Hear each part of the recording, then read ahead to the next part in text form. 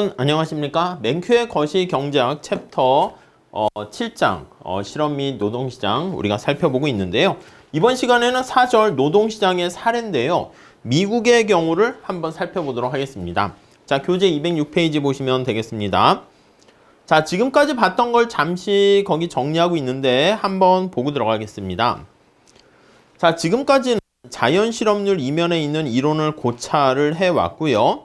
안정상태에 있는 경제의 실업률이 안정상태, 정상상태에서의 자연실업률입니다. 자, 얘가 뭐에 의해서 결정된다고 그랬죠? 이직률과 구직률에 의해서 결정되는 거죠. 이직률, 구직률, 이직률 이렇게 됩니다. 자, 그리고 구직이 즉각적으로 이루어지지 않는 이유. 우리가 여기 나와 있는 것처럼 구직률이 빨리빨리 올라가게 되면은 그러면 자연실업률이 낮아지지 않겠습니까? 얘가 왜 즉각적으로 구직이 잘 안 되지? 구직이 어렵지? 네, 요거에 대해서 우리가 살펴봤습니다. 네, 그래서 거기 첫 번째 보시면은요. 즉각적으로 이루어지지 않는 이유는요. 구직 과정에서 마찰적 실업이 발생하는 거야. 그래서 여기서 발생하게 되는 게 마찰이 존재하는 거죠. 그래서 마찰적 실업 이렇게 표현을 했고요. 매칭하는데 시간이 걸린다는 거야. 다음 두 번째, 임금의 경직성, 가격 경직성 때문에 구조적 실업이 발생한다는 겁니다. 요거는 이제 미스매칭 때문에 매칭되는데 시간이 걸리기 때문에 그렇다는 것이고, 그리고 이제 구조적 실업이 발생한다는 것이죠.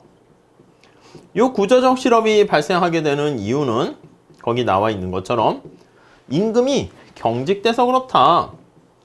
임금에 대한 경직성 이렇게 보시면 되겠습니다. 자, 그래서 우리가 지난 시간에 봤었던 게 그러면 왜 임금은 경직적인데? 그거에 대해서 살펴봤습니다. 한 세 가지 봤습니다. 세 가지. 첫 번째는 뭐가 있습니까? 라고 하면요. 최저임금제. 최저임금을 적용해야 된다라는 최저임금법. 요것 때문에 그렇다라는 것이고요. 또 두 번째는 노동조합의 가입, 노조 때문에 그렇다. 그래서 우리가 인싸와 아싸 모형 이렇게 말씀드렸죠. 다음 세 번째. 효율성 임금 이렇게 있었습니다. 이해 가시죠? 요게 이제 지난 시간까지 우리가 살펴봤었던 내용이 되겠습니다. 자, 그러면 이번 시간에는 뭐를 볼 거냐면 이러한 기본적인 이론을 통해 가지고요. 미국의 경우를 중심으로 해가지고 한번 실정 어떻게 돌아가는가 살펴보려고 합니다. 이게 왜 중요한가 보시면요. 맨 마지막 째줄에 보시면 이런 걸 통해서 실업에 관한 이론을 설명할 수 있고요. 실업에 대한 이론을 설명할 수 있고 또 더 나아가서 어떤 실업을 낮추고자 하는 어떤 공공정책이 있을 거 아닙니까? 실업을 낮추고자 하는 여러 가지 정부의 공공정책에 대해서 이게 진짜 효과적이야? 요거에 대해서 우리가 평가하는데 도움이 된다. 이렇게 보시면 되겠습니다. 자, 그래서 먼저 첫 번째, 미국의 사례를 중심으로 해서 실업의 지속 기간에 대해서 한번 살펴보도록 하겠습니다. 여러분, 실업이 발생하게 되면 그 실업이 짧게 잠깐 지나가는 소나기일까요? 아니면 장기간이 될까요? 그거에 대한 건 되게 중요하죠. 당연하지. 왜냐면 그거에 따라서 어떤 실업의 원인이라든가 정책적 대응하는데 중요한 어떤 기초 자료가 되는 겁니다. 사람들이 실업 상태에 빠지게 되면 그 기간은 어떻게 되는가? 네, 그걸 봅니다. 자, 그래서 우선 앞에서 살펴보는 것처럼 세 번째 줄 볼까요? 실업이 단기간이라면 그래요. 이게 짧은 단기간 실업이다. 이렇게 되면 여기 나와 있는 것처럼 매칭이 잠깐 안 돼서 발생하는 일시적인 마찰적 실업일 가능성이 많습니다. 이럴 때는 마찰적 실업. 이게 이제 원인이 되는 것이고요. 그러면 매칭이 잘 안 돼서 발생하는 것이기 때문에 매칭을 잘 시키려고 노력을 하면 되겠습니다. 근데 그게 아니라 실업 상태가 좀 길게 이루어지는 거와 장기간 발생하는 실업이다.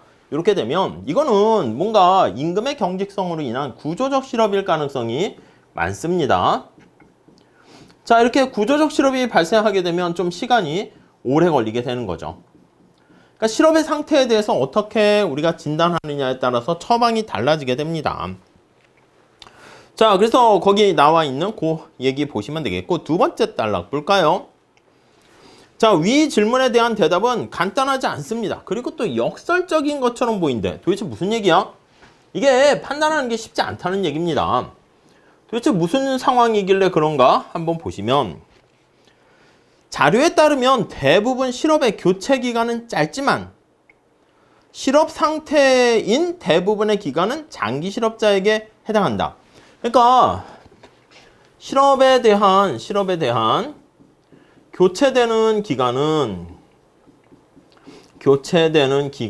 짧아요. 근데 어떤 사람이 실업 상태에 빠지잖아. 그러니까 실업 상태에 빠져 있는 대부분의 기간은 또 장기 실업자가 되는 거예요. 그러니까 실업자들은 보면 장기 실업자가 롱이죠. 실업 상태에 많이 빠져 있게 되는 거예요. 네, 이해 가시겠습니까? 자, 이거를 구체적인 예를 통해서 설명하고 있습니다. 자, 한번 체크해 볼게요. 자, 예를 들어서 한번 보고 있어요. 자, 거기 보니까 어느 해에 10명의 실업자가 있다고 합니다. 자, 10명의 실업자들이 이렇게 있어요. 괜히 10개 다 하려고 했네. 이렇게. 근데 그 중에 10명의 실업자지. 이렇게. 10명의 실업자. 이렇게 있습니다. 근데 이런 실업 상태에 대한 그 내역을 한번 살펴보려고 합니다. 근데 8명의 실업자들은요, 8명은요, 1개월 동안 실업 상태에 있는 거야. 그러니까 여기 나와 있는 8명의 사람들은, 요거 8명이죠. 대부분의 사람이네. 8명은 1개월간 실업 상태에 빠져 있는 거야. 실업 상태에. 그러니까 이제 사실 한 달만 지나게 되면은 바로 취업을 하게 되는 거니까 빨리빨리 이렇게 취업을 하고 교체되는 걸 알 수 있습니다. 자, 그런데 거기 보니까 2명은요. 좀 실업 기간이 좀 긴가 봐. 이 2명은 어떻게? 한 달이 아니라 몇 달? 1년 이내 12개월 동안 실업 상태에 있습니다. 12개월 동안에 실업 상태에 있는 것이지. 네, 이해 가시죠? 상황. 자, 다시 10명이 지금 실업 상태에 있는데 그 중에 8명은 약간 스타일이 틀려요. 빨리빨리 한 달만 그냥 실업 상태에 있다 빨리빨리 직장을 잡았고, 2명은 12개월 동안 실업 상태에 있는 거야.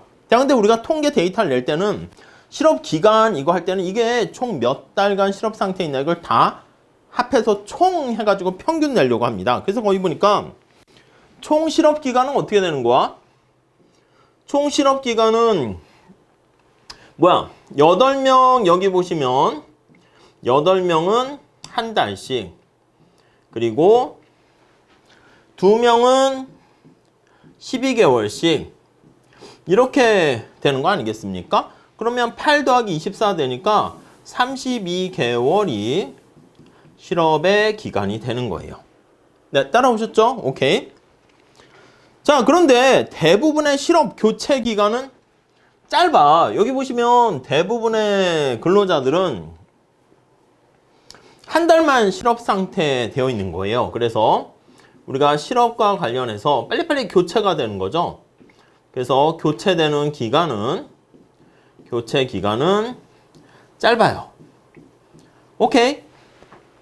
자, 그런데 거기 보시면은 대부분 10개 실업 교체 기간 중 8개, 그러니까 80%가 10명 중에 8명이니까 1개월에 그냥 바로바로 취업이 되는 걸 알 수가 있습니다. 이해 가시죠? 근데 거기 보시면은 20%에 해당하는 사람들은 어떻게 됩니까? 2명의 근로자 같은 경우는 장기 실업과 관련이 있습니다. 그래서 대부분의 실업 기간, 여기 32개월까지 발생하게 된 것은 여기 나와 있는, 요거요. 자, 2명 때문에 이렇게 기간이 길어지게 된 거죠. 이해 가시죠? 네.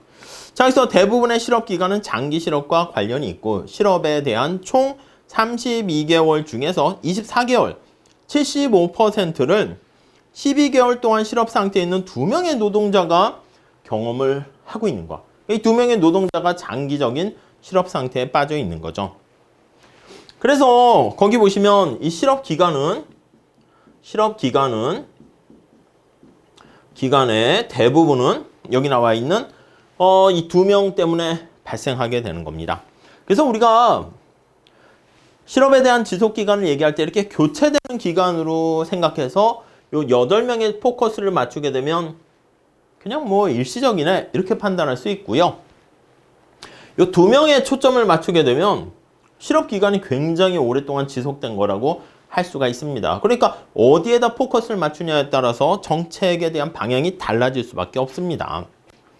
그래서 거기 나와 있습니다. 정책 목표가 자연 실업률을 실질적으로 낮추는 것이라고 하면 이 사람들에 대해서 포커스를 맞춰야 되는 거죠. 자연 실업률은 장기적 이 실업 기간과 관련돼 있으니까. 자, 그게 아니고요. 장기적 실업자가 전체 실업자 중에서 차지하는 비중이 작잖아. 2명밖에 안 되잖아. 그러니까 어떻게 보면 대부분의 사람들은 단기에 일시적으로 발생하는 것이기 때문에 어디를 대상으로 해야 될 것인가? 우리 책에서는 뭐라 그러냐면 정책에 대한 타겟팅이 조심스럽게 설정해야 된다라는 걸 알 수가 있습니다. 그러니까 이 사람의 포커스 맞춰서 정책을 실시 막 하는 것보다는 일시적으로 매칭이 안 됐네? 그럼 여기에 맞추고 이 사람들은 장기에 빠져 있으니까 또 다른 방안으로 도와주는 방법을 찾아봐야 된다라고 보시면 되겠습니다. 자, 우선 요 정도 하나 보시면 될 것 같고요. 그 다음에 우리가 여기로 할게요. 연령, 집단별 실업률의 변화 한번 볼게요. 209페이지 가봅시다. 자, 미국 같은 경우에는 이제 여기 보시면 집단으로 나눌 때 흑인, 백인, 또 연령별로 나눌 수 있습니다. 거기 밑에 표를 볼까요? 7-2 표를 보면 인구 집단별로 실업률을 봤습니다. 연령별로 해서 16세부터 뭐 청소년, 20세부터 24세, 25세부터 54세까지 이렇게 나누고요. 그리고 이제 백인이냐, 흑인이냐, 또 남성이냐, 여성이냐 이렇게 나누는 걸 알 수가 있습니다. 자, 첫 번째 줄에 가보시면 실업률은 인구의 서로 다른 집단 간의 집단별로 차이가 나는가 보니까 차이가 크다라는 것을 알 수가 있습니다. 평균 실업률은 3.7%였었는데 자, 미국 경우에요. 2019년 평균 실업률이 얼마였습니까? 하면은 3.7%였단 말이지. 실업률이 뭐 낮은 편에 속하긴 하네요. 3.7% 이렇게 되어 있습니다. 오케이? 자, 근데 그 표를 보니까 집단별로 차이가 크다고 얘기했는데 집단별의 결과가 어떻게 되어 있는가 한번 살펴보니까 자, 젊은 층의 실업률이 나이 많은 연령층에 비해 훨씬 더 실업률이 높았어요. 젊은 층의 집단과 나이 많은 노년층 집단이라 할게요. 어디가 크냐? 젊은 층의 실업률이 더 높았습니다. 오케이? 왜? 그걸 한번 살펴보면 왜일까요? 예, 책에 있는 걸 가지고 한번 살펴보도록 하겠습니다. 책에 있는 건 이제 연구 결과를 바탕으로 해가지고 약간 일반화시킨 것이죠. 자, 거기 보시면 높은 실업률의 이유는 젊은 층이 높은 이유는 낮은 구직률과 높은 실직률. 뭐 당연하긴 할 거야. 자연 실업률이 높은데 왜 높습니까? 라고 하면 우리 앞에 본 것처럼 구직을 잘 못하는 거야. 구직률이 낮고 실직률이 높기 때문이다. 뭐 그렇게 되겠죠. 자, 그래서 이걸 설명하기 위해서 살펴보면 실업률이 높은 집단은 다음 줄을 볼게요. 실직률이 높다는 점과 구직률에는 집단 간의 차이가 거의 별로 없다라는 결과를 알아냈습니다. 자, 예를 들어 취업한 백인 남자의 경우 중년일 때보다는 10대일 때 실직할 가능성이 4배 정도 더 많았고, 실직하게 되면 구직률은 연령과 관련이 없었대요. 그러니까 좀 실직률이 조금 더 많았었다는 것이죠. 아니, 그러면 왜 특히 젊은 층은 이렇게 실직률이 높은가라고 하면 책에 좀 설명이 있습니다. 자, 젊은 층은 최근에야 노동시장에 진입했어. 그래서 장래 직업에 관한 계획이 불확실한 경우가 많습니다. 그리고 좀 다양한 경험을 해보는 게 좋겠죠. 그래서 미래에 대해서 불확실성도 크고, 그리고 또 나한테 맞는 적성에 맞는 일이 뭘까? 그거를 또 판단하려면 이것저것 해봐야 되지 않겠습니까? 다양한 경험이 사실 필요하다고. 이 다양한 경험을 또 하는 것도 뭐 사실 이 젊었을 때 해야지 나이 들었을 때 하기에는 바꾸기 쉽지 않지 않습니까? 그래서 다양한 경험을 하고 이렇게요. 네, 그게 최선이라는 거야. 그래서 이 집단의 실직률과 마찰적 실업은 당연히 높게 된다. 어느 정도 다니다가 다른 거 한번 해볼까? 그래서 이직률이 높아지게 된다는 거 알 수가 있습니다. 자, 이게 첫 번째 하나의 특성이고요. 젊은 층이 노년층보다 더 높다. 그 다음 미국은 이제 인종 간의 그 차이도 있습니다. 거기 보니까 백인과 흑인 보니까 남성이라 할게 똑같이 남성이면 남성, 백인 남성과 흑인 남성 어떻습니까? 자, 거기 표를 한번 볼까요? 이렇게 한번 볼까요? 자, 여기 보시면 남성 이렇게 있고, 백인의 근로자, 흑인 이렇게 있습니다. 자, 백인 남성은 실업률이 어떻게 돼요? 한 12.9%, 12%라 할게요. 흑인 남성은 약간 22%, 22.3%. 이렇게 되니까 흑인 남성이 훨씬 더 높아요. 그리고 여성을 볼까? 뭐 나이까지 이제 고려해야 돼. 나이가 16세부터 19세까지, 뭐 다른 데도 마찬가지지. 16세부터 19세까지 보면 여성도 한번 볼게요. 백인 여성은 한 10% 이렇게 되는데 흑인 여성은 한 19%, 20% 이렇게 되니까 흑인이 백인보다 실업률이 훨씬 더 남성이든 여성이든 더 높다는 걸 알 수가 있습니다. 특히 나이대로 따지면 또 어떻게 돼? 나이가 젊었을 때가 훨씬 더 높다라는 거 알 수가 있어요. 그러니까 가장 또 최악의 경우는 흑인의 젊은이들이 훨씬 더 실업률이 높다라는 거 알 수 있겠죠. 오케이, 이해 가시겠습니까? 자, 그 정도 정리를 하시면 될 것 같고요. 넘어갈게요. 자, 그래서 210페이지가 보시면은 구직률이 좀 낮대. 그러니까 여기 젊은이가 노년층보다 자연 실업률이 높은 이유는 이직률이 높아서 그런 거야. 지금 여기는 이렇게 돼서 어떻게 된 겁니까 하면 이직률이 높은 거예요. 이직률이 높아. 이렇게요. 자, 그런데 인종별로 한번 살펴봤어. 그랬더니 거기 보니까 구직률이 낮은 거야. 흑인 근로자들이 왜 이렇게 자연 실업률이 높은가 봤더니 이직률이 높거나 구직률이 낮아야 되는데 흑인 같은 인종 간에 살펴봤을 때는 구직률이 낮다. 그래서 낮은 구직률. 네, 이렇게 우리가 볼 수가 있겠습니다. 네, 오케이. 자, 여기서 왜 구직률이 낮은가 봤더니 비공식적인 취업 연결망에 상대적으로 접근하기 어렵고, 그러니까 정보의 접근성이 떨어진다는 거야. 정보의 접근성이 낮고. 네, 이해되시죠? 또 뭐가 있을까?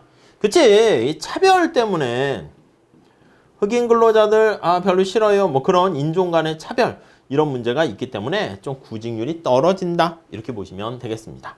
자, 연령과 그리고 집단별 우리가 살펴봤고요. 다음에 밑에 경제활동 인구로의 편입 및 철수 한번 보도록 하겠습니다. 첫 번째 줄 보시면 지금까지 우리는 노동시장의 동태성이라는 주요한 측면을 무시했다. 왜 우리 이렇게 했었지. 우리가 지금 살펴봤을 때는 이 모든 게 그냥 이렇게 주어져 있었어. 실업률 계산할 때 여기 나와 있는 것처럼 15세 미만 빼고 비경할 인구, 경제활동 인구 중에서 취업자와 실업자 이렇게 얘기를 진행하고 있습니다. 취업자, 실업자 뭐 이렇게 되어 있다는 것이죠. 자, 그런데 사실 현실에서는 이게 사이즈가 막 변한단 말이야. 그래서 동태성을 고려해야 되는 거지. 동태적인 특성을 고려해야 됩니다. 고려를 해야 된다. 근데 지금까지는 그걸 뭐 크게 고려하지 않았다는 것이죠. 그래서 그거를 만약에 고려했다라고 하면은요, 거기 나와 있는 것처럼 노동자 개인은 경제활동 인구로 편입될 수 있고 제외될 수도 있고 자연실업률에 관한 한 경제활동 인구는 고정돼 있다고 가정하고 있습니다. 그러니까 즉 여기 나와 있는 경제활동 인구, 경활 인구는 요거잖아. 취업자랑 실업자를 이렇게 합한 거. 요거를 우리가 경제활동 인구 이렇게 얘기했다고요. 경제활동 인구, 경활 인구가 되겠지. 근데 얘는 고정돼 있다 이렇게 간주하고 얘기했는데 이 경제활동 인구가 고정된 게 아니라 변할 수도 있다라는 것입니다. 오케이? 네. 자, 그래서 거기 한번 보시면 세 번째 줄에 실업의 유일한 이유는, 만약에 이게 고정돼 있다라고 하면 실업의 유일한 이유는 실직이며 실업을 벗어나는 유일한 방법은 구직이다. 그러니까 실업률을 낮추려고 하면 경제활동 인구가, 자 다시 정리하면 경활 인구가 고정시, 자 그러면 실업이 발생하는 거는 유가 증가하면 실업률이 증가하는 것이고, 이게 취업을 성공하게 되면 실업률은 낮아지고 뭐 그렇게 되는 거죠. 자 근데 실제로 경제활동 인구는 이렇지 않고 but 어떻게 됐다? 현실에서는 경활 인구도 변할 수 있습니다. 경활 인구도 변화 가능. 이렇게요. 네, 이해 가시겠습니까?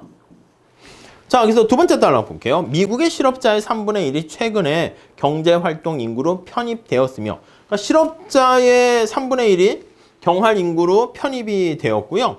이들 중에 일부는 또 일자리를 찾고 있는 젊은 노동자이고, 나머지는 전에 취업했으나 일시적으로 경제활동 인구에서 철수되었던 사람들도 있다. 그래서 모든 실업이 취업으로 그냥 끝나는 건 아니고, 실업 교체 기간이 거의 절반은 노동시장에서 실업자가 철수하는 것으로 끝난다. 이렇게 나와 있습니다. 그래서 이게 노동시장으로 들어가고 철수하고 이런 것들을 얘기할 때 애매하기 때문에 밑에 표를 한번 보세요. 뭐 거기 나와 있는 노동시장을 측정하는 다양한 방법이 6가지로 나와 있습니다. 첫 번째 U1 이거 나와 있는 거는 15주 이상 실업 상태인 사람만을 민간 경제 활동 인구에서 100분율로 측정을 합니다. 그러니까 15주 이상이니까 장기적인 실업자라 볼 수 있어요. 근데 그게 아니고 U2는요, 일자리를 잃은 사람과 임시 일자리를 종료한 사람, 경제 활동, 그러니까 임시적으로 일자리를 그러니까 단기적으로 그런 사람들 U2. 그러니까 우리가 모든 걸 얘기할 땐 어디까지를 진정한 실업자로 해야 될 것인가, 범위를 협의의 개념부터 광의의 실업자로 이렇게 나타내는 거야. 그러니까 찐 실업자랑 조금 그냥 괜찮은 실업자랑 뭐 실업자라고 보기에는 경계가 애매한 사람과 등등등. 자, 여기서 거기 보시면 6가지로 되어 있고요. 각 주에도 보면 한계적으로 포함된 근로자 나와 있습니다. 현재 일을 하고 있지도 않고 일자리를 찾고 있지 않지만 일자리를 원하고 일자리에 가용할 수 있으며 종래에 들어 한때 일자리를 찾고 있었던 사람, 낙담한 노동자, 좌절에 빠진 근로자 뭐 등등등. 또 아니면 우리가 보통 얘기할 때는 취업했다 그러면 정규직에 취업한 경우를 많이 생각하는데, 시간제 파타임으로 근무하는 사람, 이것도 취업자로 잡힐 수 있는데 어떻게 우리가 간주해서 측정해야 될 것인가, 뭐 다양한 우리가 레벨을 나눠 가지고 우리가 측정하는 것을 알 수가 있습니다. 자, 그래서 211페이지 가보세요. 스스로 실업자라고 말하는 사람 중에서 이 사람한테 물어봤어요. 당신은 실업자입니까?